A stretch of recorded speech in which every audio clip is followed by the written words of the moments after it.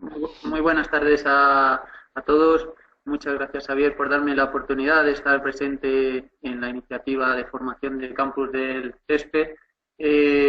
Pretendo con esta presentación aportar un pequeño granito de arena abrir algo de luz en cuanto a las diferentes tecnologías que pueden ayudar a un profesional del mantenimiento de campos de golf y campos de fútbol a evaluar los criterios de calidad de sus terrenos. Y bueno, pues tal como decía Xavier, hemos tratado de hacer una presentación dinámica. A lo largo de la presentación veréis que se harán ciertas preguntas en las cuales lanzaremos una encuesta y en tiempo real queremos conocer vuestra opinión para así seguir avanzando en la charla. Y no dudéis también que al final de la presentación pues abriremos un periodo de preguntas y respuestas para responder a aquellas dudas que queden en el aire. Entonces, sin más dilación, paso a comenzar con la presentación.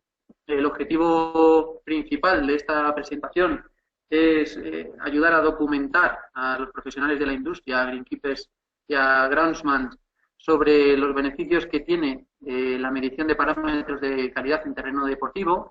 Vamos a dar un recorrido por diferentes sensores e instrumentos que van a poder ayudaros en esa labor. Y también vamos a revisar las normativas que ponen un contexto, una norma a cada uno de los parámetros para que tengáis una guía en la elección de un criterio a la hora de establecerse en un valor u otro. Entonces, nada más comenzar, como decía, me gustaría hacer un sondeo previo, ahí voy a pedir la ayuda de Xavier, en preguntaros si empleáis habitualmente en vuestro día a día alguna herramienta para controlar esa calidad de terrenos y la eficiencia de los trabajos. En la propia presentación tenéis ahí las respuestas y ahora os vamos a lanzar un menú interactivo para que podáis evaluar cuál es vuestro caso, según vuestro criterio. Vale, vale, Alberto, pues mira, lo que hago ya, introduzco el sondeo. Vale, lo que veréis los asistentes, ya veis lo que es la pantalla con las diferentes opciones, clicáis, vale, y ahora lo que haremos una vez, dejaremos 5 segundos más para que la gente pueda responder y veremos los resultados. Bueno, estamos entre un 69-31, o sea que ya estamos al 100% de respuestas, o sea que lo que haremos será ya pues un segundo. Vale, vamos a compartir. Tú, Alberto, no sé si me parece, no ves la pantalla con las respuestas. No los veo, pero Vale, no hay simplemente... problema. Mira, el 38% ha respondido no, pero pienso que puede ser una buena idea. Y el 62% restante sí, pero todavía tengo pocos instrumentos o recursos. Ajá. ¿De Bien, acuerdo? perfecto. Pues bueno, estas respuestas lo que sin duda nos indican es que la industria del mantenimiento de terrenos deportivos está viviendo un proceso de tecnificación. Es decir, poco a poco estamos observando que todos los profesionales están empezando a tener esa inquietud de conocer, de medir los parámetros que le puedan indicar si está haciendo una gestión adecuada de su instalación. Por lo tanto, vamos a dar respuesta, empezando con esta conferencia, sobre qué, porque nos lo han preguntado muchas veces, qué kit básico de parámetros se puede empezar a registrar, a medir, para evaluar la calidad en un terreno de césped natural, de césped deportivo. Bien, pues ese conjunto básico de instrumentos o de parámetros a controlar serían claramente tres bloques. Aquellos que inciden en la salud de la planta, por un lado, aquellos que inciden en el rendimiento operativo y estética de la instalación, y por último, aquellos que repercuten en una mejor o peor jugabilidad de ese terreno. Entonces, sobre los primeros, sobre la salud de la planta, los parámetros más importantes podría decirse que son el bloque humedad, electroconductividad y temperatura, seguido del pH, un análisis físico-químico de suelo y un estudio del perfil de sustrato. En lo referido al rendimiento y a la operativa estética, resaltaríamos parámetros como la infiltración del terreno, la compactación o la altura de siega, y referido a la jugabilidad, pues incidiríamos sobre parámetros como la firmeza, resistencia rotacional del césped o rodadura y bote. Bien, todos ellos sumados influyen en una mejora de las condiciones de la calidad de ese terreno de juego. De manera que vamos a ir comenzando con los que afectan a la salud de la planta y en particular con los tres primeros: humedad, electroconductividad y temperatura. Sin duda, porque la humedad es un parámetro que afecta en gran medida a la salud de la planta. Hay que saber trabajar entre el punto de marchitré, el punto de capacidad de campo y el punto de saturación del terreno, sobre todo promoviendo que haya un adecuado equilibrio entre el aire y el agua en el sustrato. Tener un déficit de agua le supone a la planta generarse un estrés hídrico y de otra parte tener un exceso de humedad, a lo que conduce es a unas condiciones anaeróbicas que van a conllevar una posible proliferación de hongos. Por lo tanto, en el equilibrio, en esa forma de trabajar con el riego, vamos a encontrar el punto óptimo. ¿Qué tipo de sensores podemos encontrar para medir el agua, el contenido volumétrico de agua? Bien, pues el primer sensor, el sensor o equipo más sencillo, probablemente muchos lo conozcáis, es un tensiómetro. Son tensiómetros de yeso que fundamentalmente lo que miden es la tensión higrométrica de la planta, es decir, la tensión o estrés al que está sometido la raíz para extraer o succionar el agua. Por lo tanto, a mayores valores de tensión en centíbares, más seco está el sustrato, más estrés sufre la planta, y a menores valores de tensión tendremos contenidos más altos de humedad. Son sensores, es la opción más barata y la menos precisa, se utilizan mucho en agricultura y cronológicamente a lo largo del tiempo se han reemplazado por otra tecnología que se llama Time Domain Refractometry, que es la que mostramos aquí, popularmente conocidos como TDR, por las iniciales de ese término. ¿Qué es lo que mide una TDR? Una TDR mide el contenido volumétrico de agua, a diferencia del tensiómetro que lo daba en tensión, este lo da en porcentaje. Es decir, es el porcentaje de agua con respecto al porcentaje total de volumen de agua y suelo. Ese es el porcentaje volumétrico de agua. Y el fundamento de medida de un TDR es hacer pasar un pulso eléctrico. Voy a utilizar mi ratón para marcarlo. Un pulso eléctrico entre las dos varillas de la TDR y según el tiempo que tarde el pulso eléctrico en ir y venir, está calculando el valor de la humedad. Cuanto más humedad haya en el medio, el pulso eléctrico tarda más tiempo en ir y venir en ese camino. Por lo tanto, valores de pulsos más lentos, como digo, representan que hay más contenido de agua y viceversa. Este es el fundamento de la TDR. Y bueno, pues ahora explicaré un poco cronológicamente cuál es la tecnología que más novedosa ha podido salir al mercado y cómo mide. Ese es el caso de los sensores de impedancia coaxial. Los sensores de impedancia coaxial, en lugar de hacer pasar un pulso eléctrico entre las dos patitas, lo que hacen es inyectan un pico de energía sobre el suelo y como el suelo puede ser tratado como un condensador, la diferencia entre la energía que se inyecta al suelo y la energía que recibe de vuelta sería la energía que ha sido almacenada dentro de ese suelo, dentro de este medio, actuando como un condensador, ¿no? Según la diferencia entre los frentes de onda de energía emitida y recibida, podemos sacar la impedancia del suelo. Y resolviendo las ecuaciones de Maxwell, podríamos sacar la permitividad eléctrica del medio y relacionarla con el contenido de humedad. No voy a entrar mucho a nivel técnico en la resolución de estas ecuaciones para obtener ese valor, pero sí que me gustaría que nos quedásemos un poco con la síntesis de las diferencias entre medir con un sensor de impedancia coaxial y con un sensor de Time Domain Refractometry, con un TDR. ¿Cuáles son fundamentalmente? Pues que eliminamos la necesidad de calibración con los sensores de impedancia coaxial. ¿A qué me refiero con esto de la necesidad de calibración? Bien. Un sensor de humedad en general requiere de conocer cuál es el tipo de suelo donde estamos calculando el valor de la humedad. En sensores como tradicionalmente han venido siendo las TDRs, existe un botón para determinar si estamos en un suelo franco, en un franco limoso, si estamos en un suelo arenoso, porque ello condiciona los parámetros que nos dan el cálculo de la humedad. Bien, con los sensores de impedancia coaxial, sea cual sea el que exista en el mercado, tenemos una garantía de no necesidad de calibración a lo largo del tiempo. Y además, en lo que se refiere a la influencia de la temperatura, los sensores de impedancia coaxial tampoco requieren un ajuste térmico porque ya lo hace automáticamente el equipo. Una de las condiciones o una de las circunstancias que resulta interesante que conozcáis a la hora de elegir un equipo de medir la humedad es la importancia de en qué perfil o en qué puntos del sustrato medir la humedad, ¿no? Porque podemos ver en el mercado, probablemente muchos los conozcáis, diferentes tipos de sensores con diferentes alturas de varillas para hacer la medición. Esas varillas lo que hacen, una vez que se introducen en la tierra, lo marcamos aquí sobre el esquema, es, o bien si es de tipo TDR, hacen pasar el pulso eléctrico en la media de las zonas hacia donde se introducen, o bien inyectan esa energía para calcular la humedad, como hablábamos del sensor de impedancia coaxial. ¿Dónde consideramos que es fundamental medir la humedad, pero también medir la electroconductividad y la temperatura? Pues en los 6 primeros centímetros del sustrato. ¿Por qué razón? Bueno, pues fundamentalmente por dos razones. La primera de ellas, porque el mayor porcentaje de masa de raíz en un césped se va a acumular en la zona de los 6 primeros centímetros, en los primeros centímetros.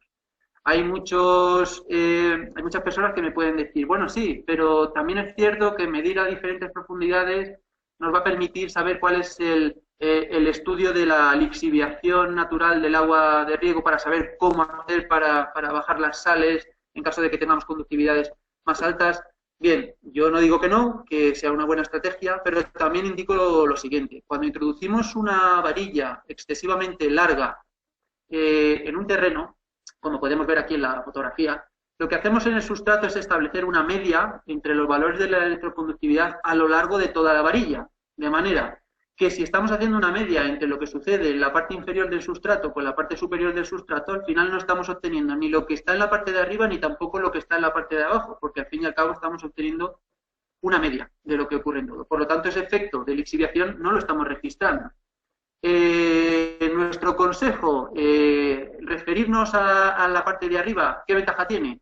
Pues que el 80% del intercambio catiónico que tiene lugar en la planta sucede en los primeros centímetros. El motivo es que el agua de poro de los 6 primeros centímetros tiene mayor diferencia con respecto al agua de riego.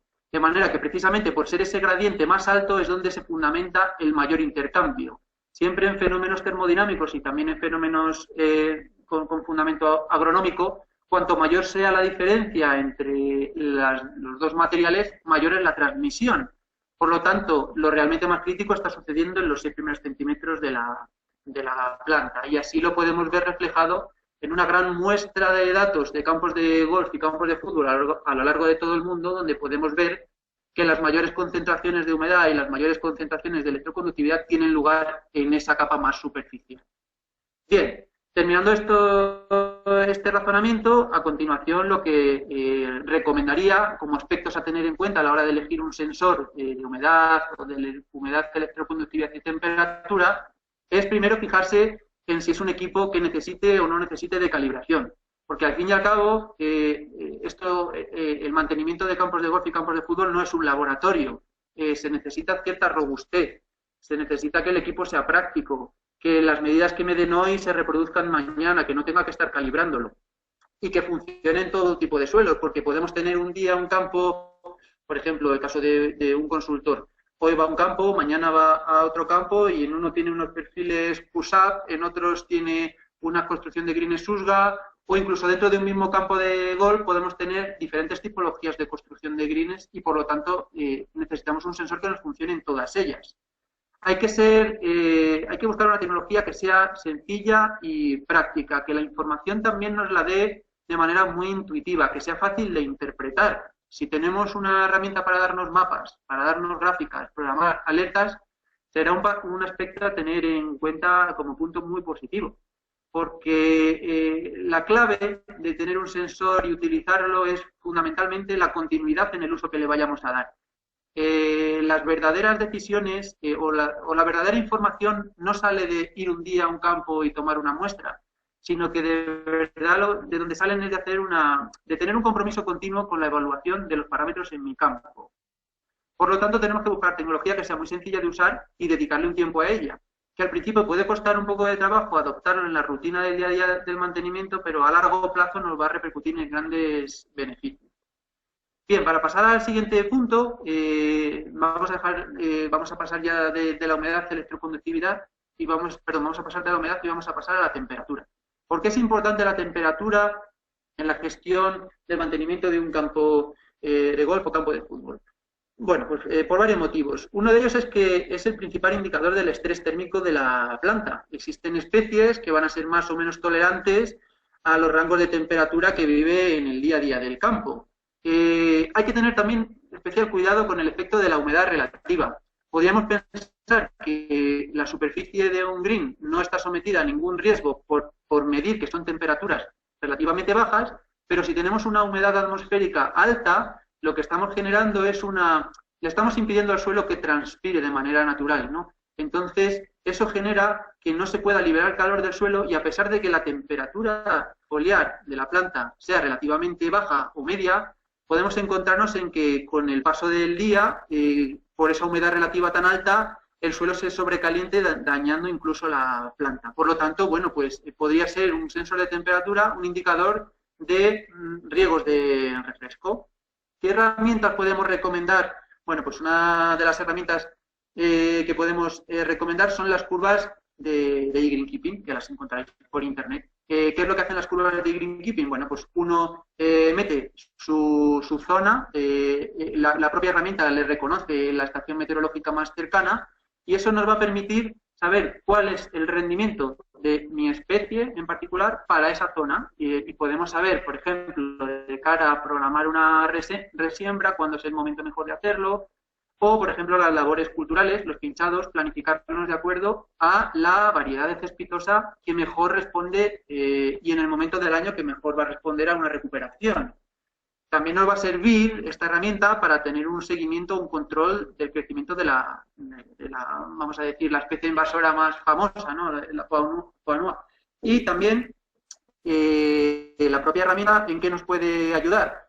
A planificar la aportación de nitrógeno sobre el terreno, también basado en la temperatura. Claro, esta herramienta será tanto más precisa cuanto más local sea el dato que tomemos. Si en lugar de tomar el dato de la estación meteorológica a 30 kilómetros de mi campo, estoy tomando el dato de la estación, perdón, el dato del césped del green del 3, obviamente la información que estoy teniendo es muchísimo más precisa. Bien, a continuación, otro parámetro importante, la salinidad. La salinidad, ¿por qué es la salinidad un elemento crítico en la salud del césped?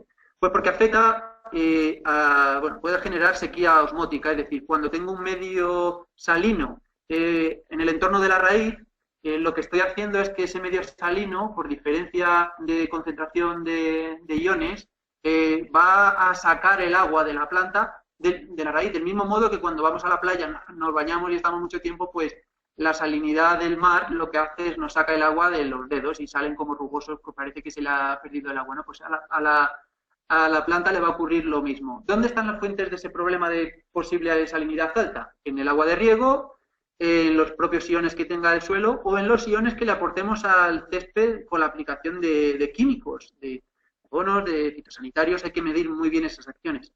Y desde luego, ¿cómo podemos medir esas acciones? Pues midiendo con un sensor de electroconductividad. Entonces, una de las cuestiones realmente importantes que hemos de tener en cuenta todos los profesionales es que la humedad es un parámetro que depende de la humedad. ¿Por qué? Porque los sensores de electroconductividad necesitan de un medio acuoso para medir la electroconductividad.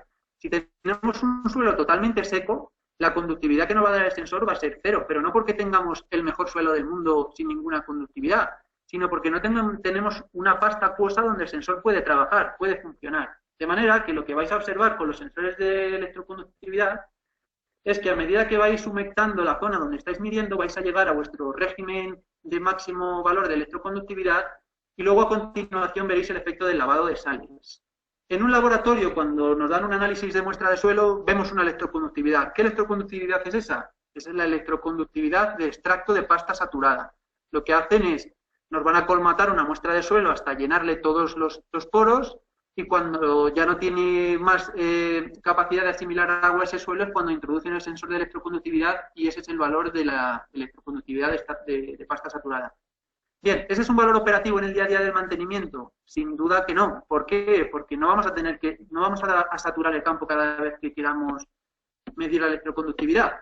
Lo que recomendamos es que a partir de ahora, cuando tengáis un sensor de electroconductividad, os fijéis en el valor de la humedad a la cual estáis tomando esa electroconductividad y siempre hagáis lo mismo. Es decir, si vais a medir siempre la electroconductividad en el campo cuando la humedad sea al 30%, descartar las medidas de electroconductividad que no sean referidas a una humedad del 30%, porque pueden ser superiores por el hecho de tener más medio acuoso o inferiores por tener menos, pero no habría que falsear la lectura de la electroconductividad, siempre quedaros con el valor de la humedad fijo, constante.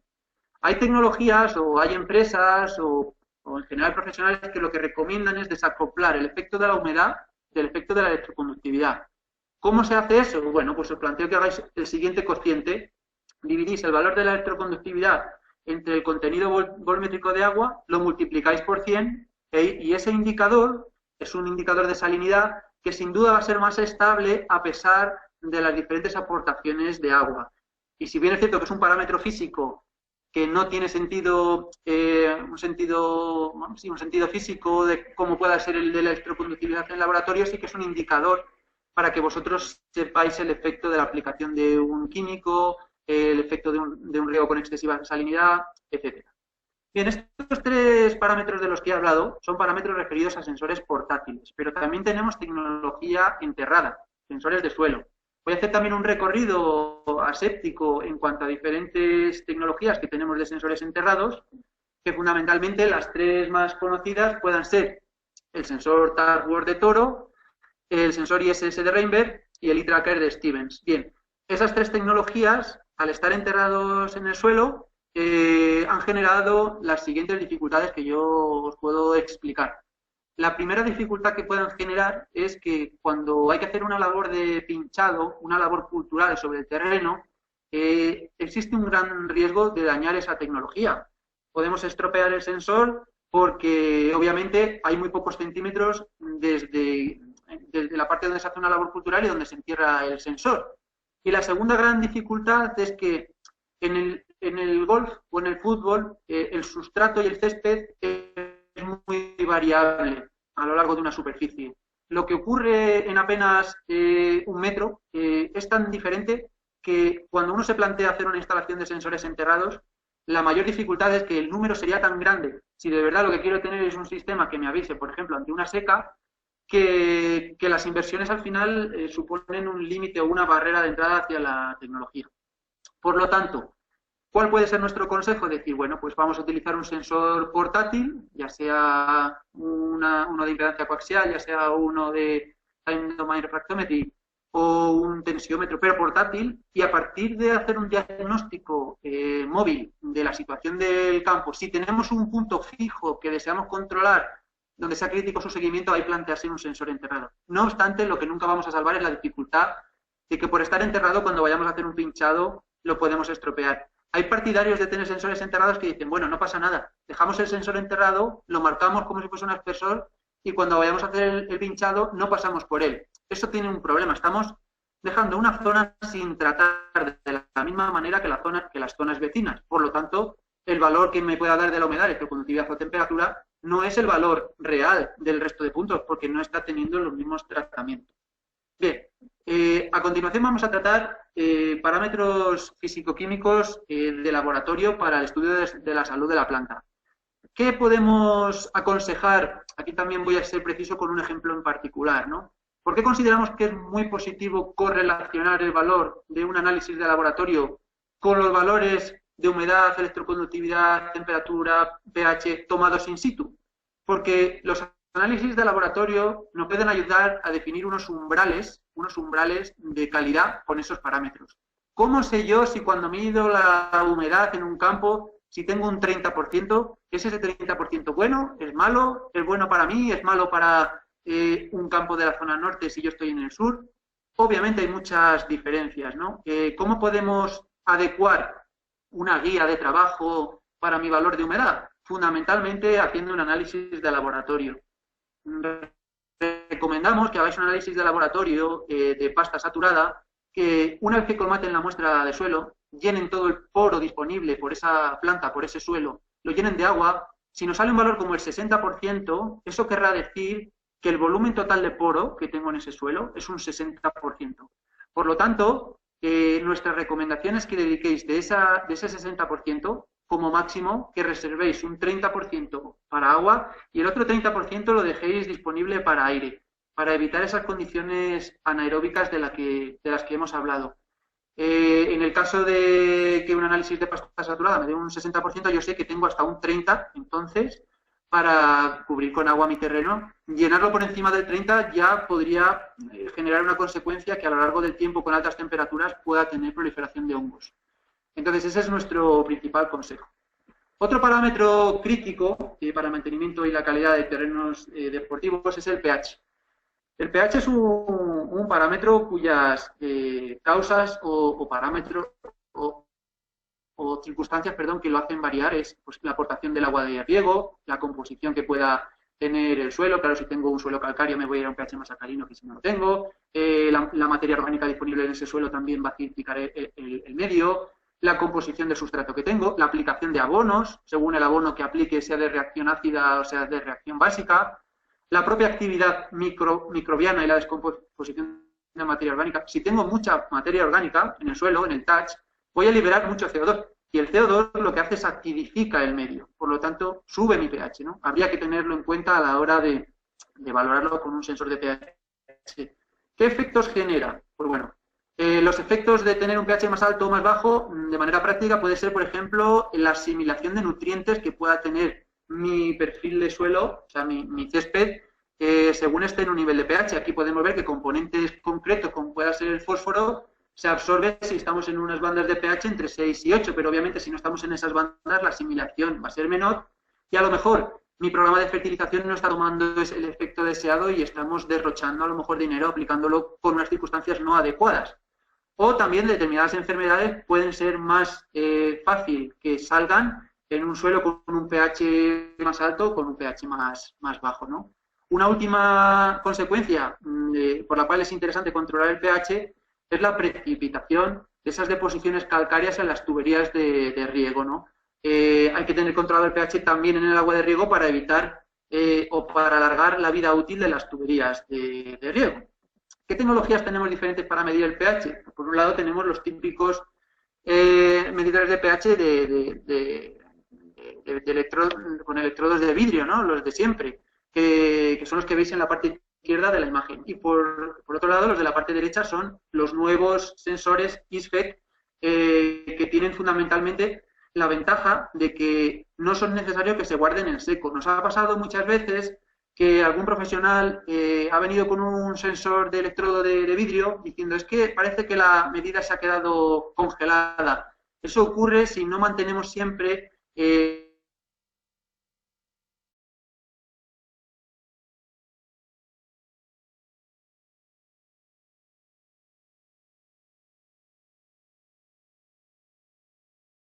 rápido de esta parte sería que es importante medir la longitud radicular del perfil del suelo, saber si tenemos o no tenemos, qué espesor tenemos de touch o colchón de materia orgánica y también conocer si tenemos un black layer que nos esté indicando que quizá el drenaje no es adecuado.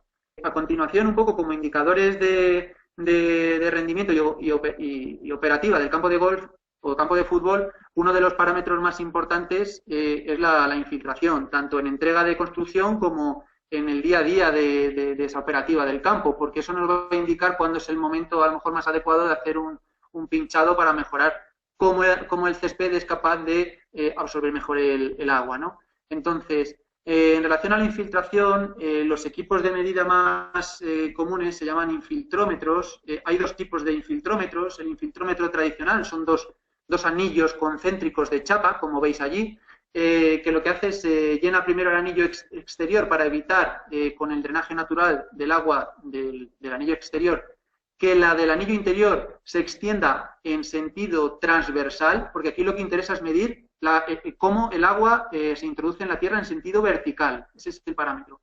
Entonces, a partir de ahí, lo que se hace es, se va añadiendo agua y medimos el tiempo que ocupa el desplazamiento de la lámina vertical.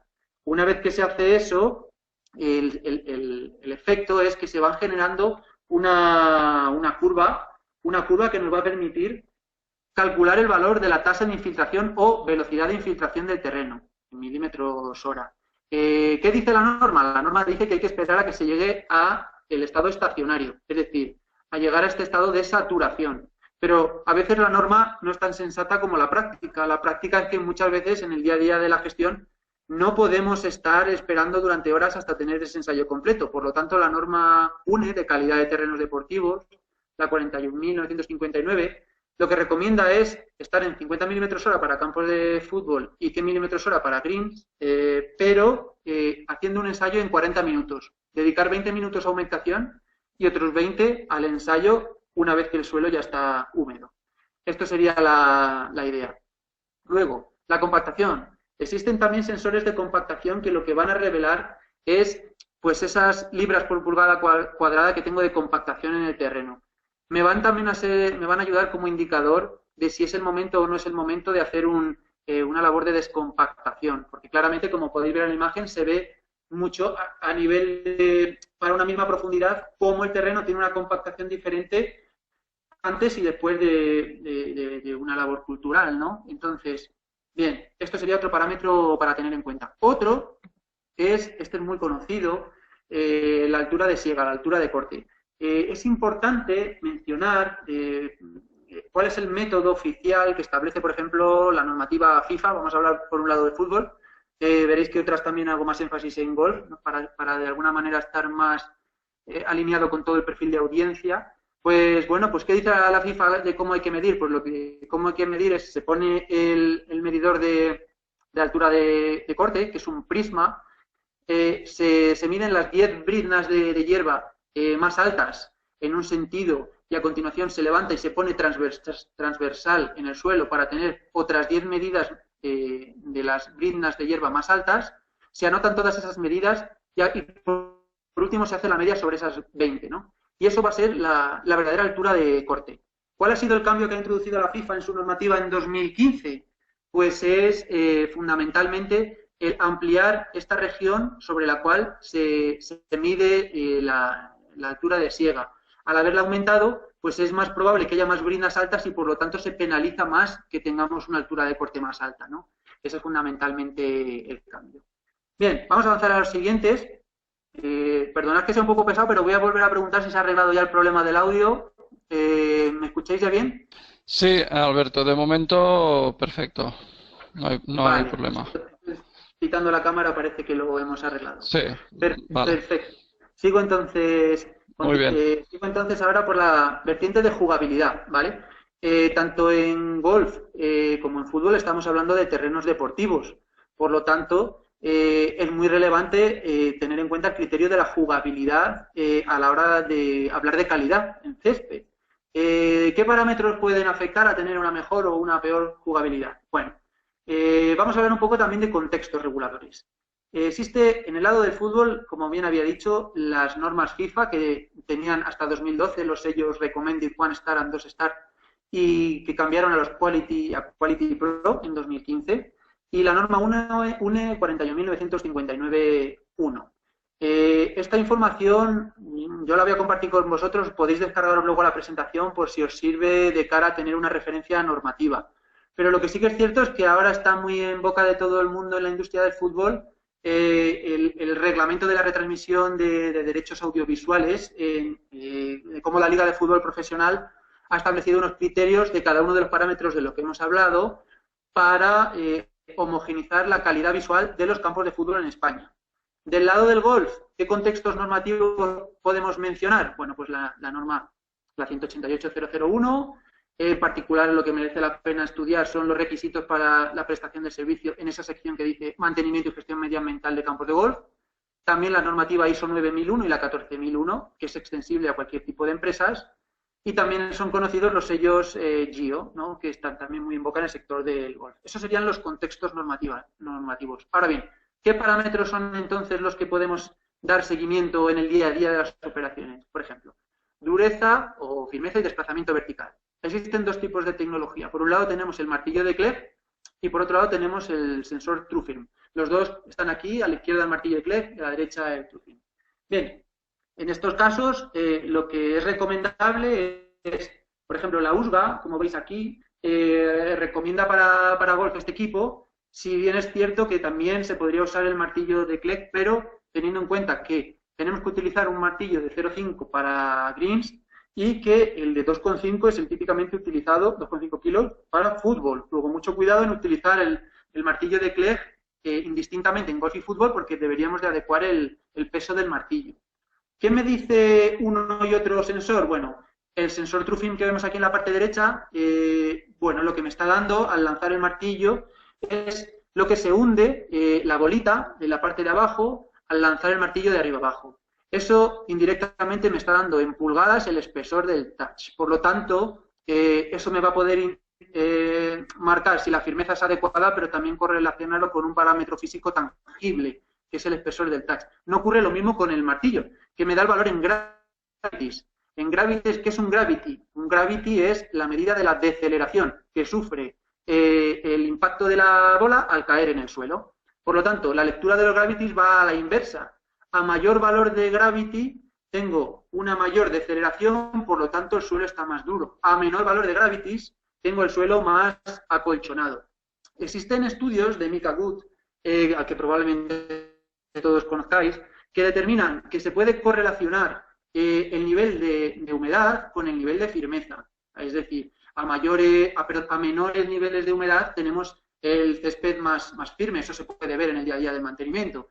Y mayores niveles de humedad, pues tenemos el suelo pues más acolchonado, más blandito, ¿no? Entonces, esto es relativamente cierto en el sentido de que hay que saber que también hay un factor que puede influenciar en la firmeza del green, ¿no? O del césped, y es el valor de la materia orgánica. Podríamos estar hablando de la misma humedad y, sin embargo, un césped con mayor touch, con mayor materia orgánica, estaría más acolchonado que el que no la tenga, ¿no? El que se haya hecho una labor cultural para retirarla.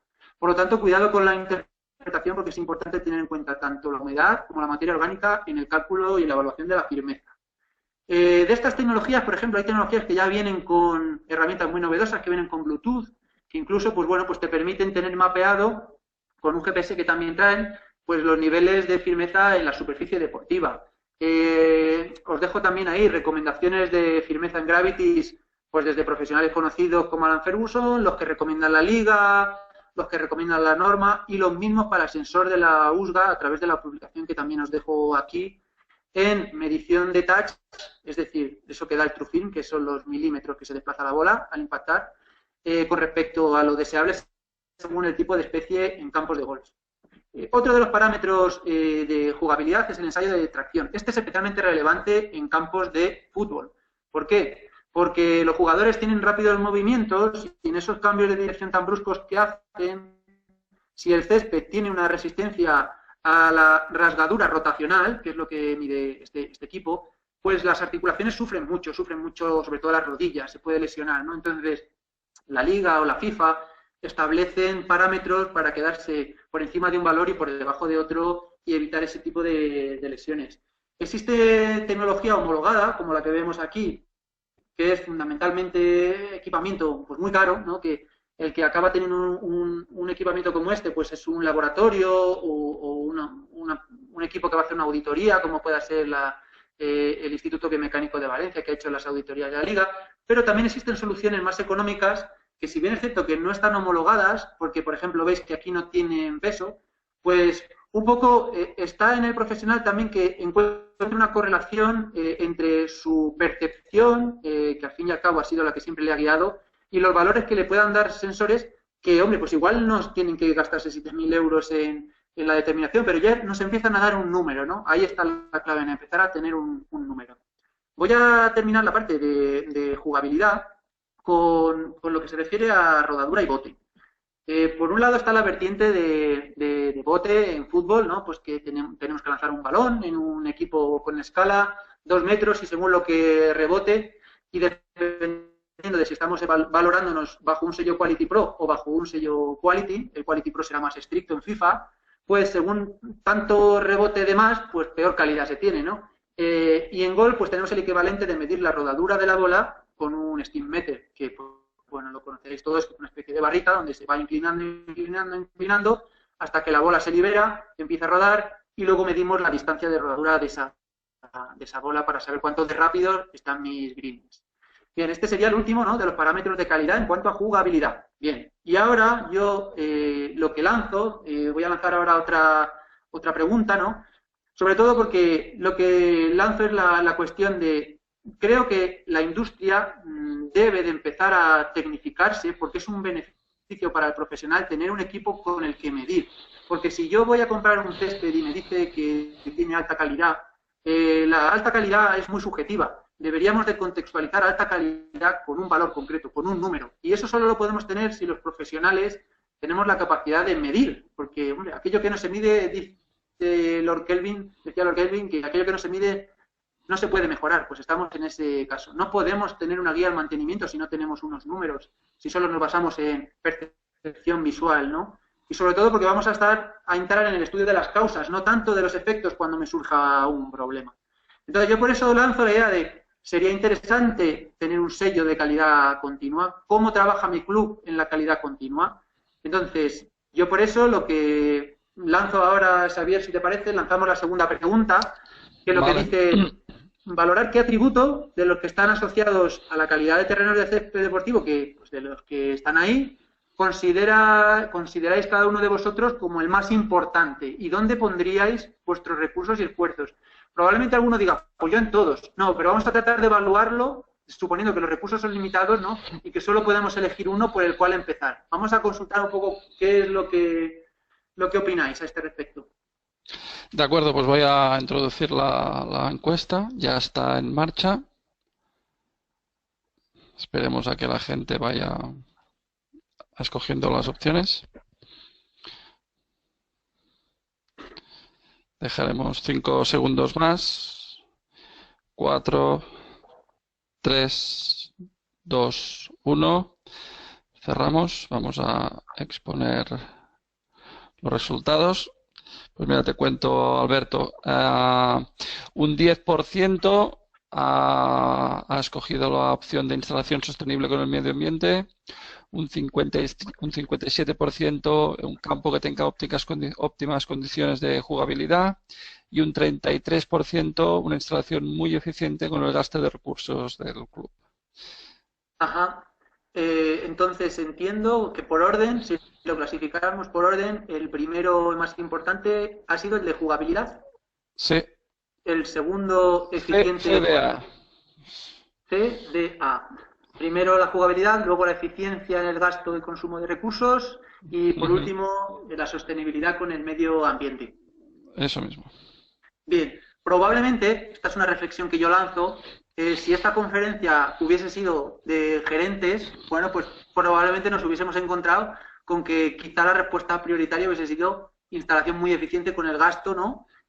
Porque claro, aquí cada miembro de la operación de un campo de fútbol o de un campo de golf tiene su propio criterio y obviamente el éxito estará en la buena convivencia, ¿no?, de ambos criterios, porque al final el jugador quiere un campo donde pues esté cómodo practicando su deporte, pero obviamente el gerente pues querrá que sea con la mayor eficiencia, ¿no? Entonces, la manera de hacerlo es tener un compromiso como responsable del club y como greenkeeper o groundsman de dar seguimiento a esos parámetros, de poner números para poder medir y poder cuantificar esos criterios de calidad. Lamentablemente, muchos sellos de calidad de los que hablaba antes no se centran en las labores que puedan estar pensando un greenkeeper o un gerente. Pues el medio ambiente per se, o sea, la importancia del medio ambiente en un sello, pues no tiene a lo mejor mucho sentido si eso no se relaciona con las condiciones de gasto eficiente, que en algunos casos sí que está, pero también con la calidad del césped, con la salud de la planta, con la jugabilidad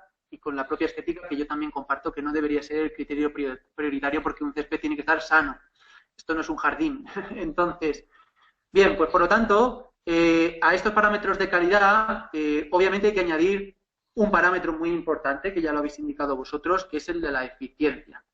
¿Qué herramientas tiene el mercado hoy por hoy? ¿Qué podemos encontrar para medir la eficiencia? Bueno, pues voy a poner un par de ejemplos más antes de pasar a la sesión de dudas, y son los siguientes. Bueno, uno de las soluciones también que está teniendo mayor éxito por novedosa y por potente pues son aquellos sistemas que me permiten tener un control del caudal de los bombeos. En un campo donde más se nota aquí la eficiencia o el ahorro de recursos sin duda va a ser en campos de golf. ¿Por qué? Porque tener sensores implementados sobre las bombas, sobre los sistemas de bombeo, me va a permitir tener, primero, el dato del consumo en tiempo real, que eso ya es mucha información, es información importante. Me va a poder permitir actuar en remoto sobre el bombeo. Os podéis imaginar la cantidad de ahorro económico que puede suponer que tenga un sistema que sea capaz de advertirme o de alertarme en caso de que tenga pues una caída de presión anómala, que me detecte un caudal brusco de repente que indique, por ejemplo, que se ha roto una tubería. Eso puesto en valor sobre obviamente supone el medir, en este sentido, un importante ahorro económico. También me va a permitir sistemas como estos tener una monitorización del consumo de agua y electricidad. Medir la electricidad de manera combinada con el caudal, por ejemplo, nos va a permitir saber si la tarifa eléctrica que yo tengo contratada con la compañía está adecuada a dónde se produce mi riego, dónde se consume más energía, para que me optimicen en una tarifa valle y gaste menos. O, por ejemplo, si tengo un problema, una avería, una sobretensión en mi campo de golf, ¿cómo yo me justifico frente a un seguro para avalar que la instalación o que el dolo o la falta ha venido por la compañía eléctrica? Pues solo si medimos cosas como estas.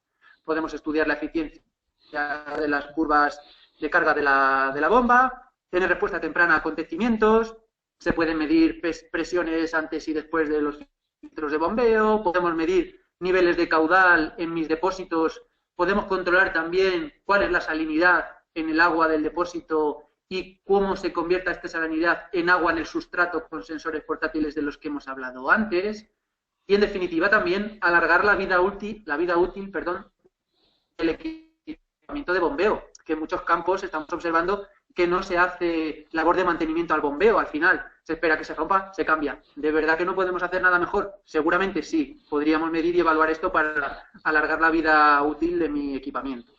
Para terminar, me gustaría hablar también de una herramienta que se está empezando a implementar y que se llaman cuadernos de campo digitales. Los cuadernos de campo digitales, ¿qué me van a permitir a mí como profesional greenkeeper o como profesional groundsman? Pues me van a permitir, por ejemplo, tener una interfaz para asignar tareas a los empleados. Yo cada día por la mañana, en mis 20 primeros minutos, media hora, yo voy a tener a todo mi personal, voy a tener la capacidad de asignarle determinadas tareas. Cada vez que yo le imputo una tarea, además le puedo decir qué recursos necesita. ¿Va a utilizar esta persona una máquina? Sí. ¿Va a utilizar un fitosanitario? Sí. Y ese registro de diferentes tareas del día a día y de los insumos que necesiten a lo largo de un año, una vez que se ha hecho todo este seguimiento, me va a permitir saber en qué gasto más. ¿En qué gasto más? ¿Gasto más en greens? ¿Gasto más en fitosanitarios? ¿Cuánto gasto al año en el mantenimiento de los bunkers? ¿Es el momento para hacer una renovación de una máquina porque ya ha sufrido una depreciación en mantenimiento, en averías, hasta tal punto de que la amortización ahora compensa un cambio de máquina? ¿Cómo tomamos estas decisiones en el día a día? Pues claro, no podemos tomarlas si no registramos esos datos, si no medimos, ¿no? Bien, con esto, en definitiva, pues creo que hemos hecho un recorrido amplio por ajustarnos al tiempo de diferentes tecnologías, de diferentes herramientas para que en el día a día del mantenimiento de campos de golf y campos de fútbol podáis tener recursos que os puedan ayudar en la toma de decisiones. No quiero dejar pasar la oportunidad de, como bien ha dicho Xavier al principio, podáis uniros al portal de intercambio de conocimientos de Wikipedia, donde bueno, pues profesionales del sector generan información que puede ser muy interesante porque bueno, es un portal gratuito y podéis acceder y consultar toda esa información.